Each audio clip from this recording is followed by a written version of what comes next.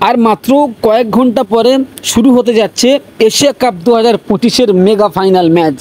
এবং এই mega final ম্যাচে দুই চিরপ্রতিদ্বন্দ্বী টিম ভারত বনাম পাকিস্তান, দুই চিরপ্রতিদ্বন্দ্বী টিম তারা ফাইনালে উঠেছে দীর্ঘ 41 বছর পরে। এশিয়া কাপের ফাইনালে মুখোমুখি ভারত বনাম পাকিস্তান।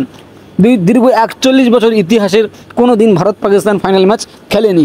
এই প্রথমবারের মতো ভারত পাকিস্তান ফাইনাল হচ্ছে এশিয়া কাপ 2025-এ। এবং কোন দলটা বেশি শক্তিশালী, ভারত নাকি পাকিস্তান? এটা অবশ্যই ভারতীয় দল তারা দুবার হারিয়েছে পাকিস্তানকে, এটা অবশ্যই মানতে হবে যে ভারতীয় দল অনেক শক্তিশালী দল পাকিস্তানের থেকে। এবং ভারতীয় দলের জন্য খুবই খারাপ খবর বেরিয়ে আসে ইতিমধ্যে।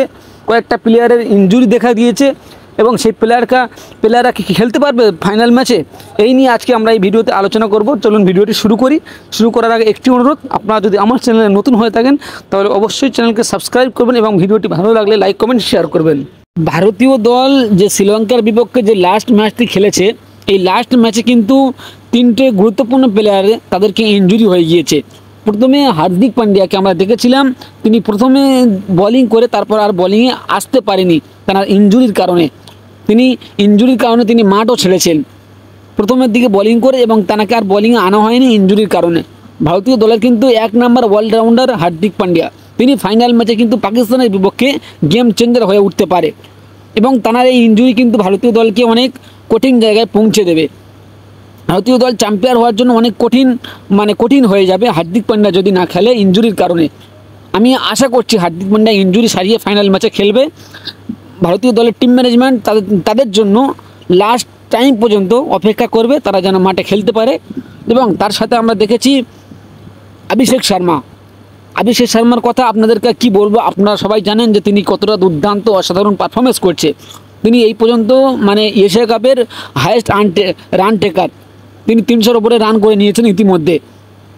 এবং তানাকেও আমরা দেখেছি ফিল্ডিং করতে গিয়ে তার চোট লেগেছে।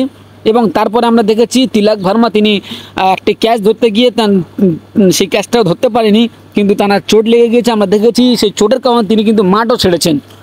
এই তিনটি প্লেয়ার কিন্তু ভারতীয় দলকে অনেক কঠিন জায়গায় পৌঁছে দিতে পারে ফাইনালের জন্য। এই তিনটি প্লেয়ার যদি না খেলতে পারে তাহলে কিন্তু ভারতীয় দল এশিয়া কাপ চ্যাম্পিয়ন হওয়ার কিন্তু অনেক কঠিন হয়ে যেতে পারে। এই তিনটি প্লেয়ার কিন্তু খুবই গুরুত্বপূর্ণ প্লেয়ার। হার্দিক পান্ডিয়ার মতো প্লেয়ার গেম চেঞ্জার হয়ে উঠতে পারে ফাইনাল ম্যাচে। তিনি যদি না খেলেন তাহলে কিন্তু ভারতীয় দল অনেক কঠিন জায়গায় পৌঁছে যাবে। তবে ভারতীয় টিম ক্রিকেট টিম ম্যানেজমেন্ট তারা কিন্তু শেষ টাইম পর্যন্ত, লাস্ট টাইম পর্যন্ত কিন্তু অপেক্ষা করবে এই তিনটি প্লেয়ারের জন্য। দেখা যাক ভারতীয় দল এই তিনটি প্লেয়ারকে খেলাতে পারে নাকি। এই তিনটি প্লেয়ার যদি না খেলে তাহলে কিন্তু ভারতীয় দল অনেক চ্যাম্পিয়ন হওয়া অনেক কঠিন হয়ে যাবে। তবে ইতিমধ্যে কিছু ক্রিকেট ভিত্তিক ওয়েবসাইট থেকে জানা যাচ্ছে যে এই তিনটি প্লেয়ারের জন্য লাস্ট টাইম পর্যন্ত অপেক্ষা করবে এবং তাদেরকে চিকিৎসা করা হচ্ছে।